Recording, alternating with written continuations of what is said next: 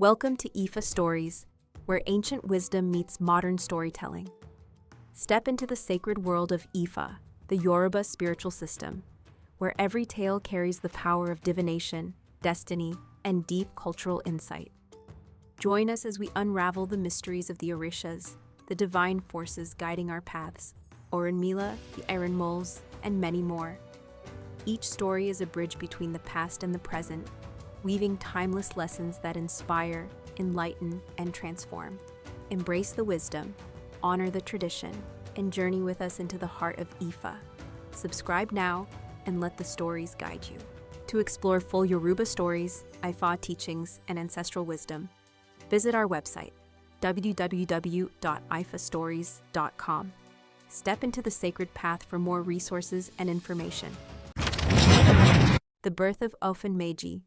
He was born as the son of a king, who named him Adéàbáyé. Even as a child, he had the rare gift that everything he said became reality. He was the last son of the king, and everything he asked for was granted.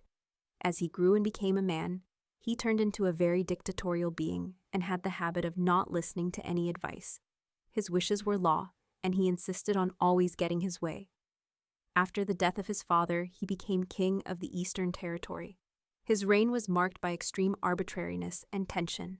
His people endured severe stress and mental agony.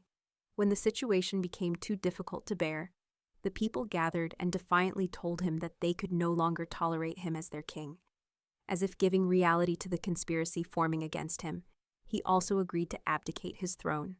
During all this time, he had neither wife nor children.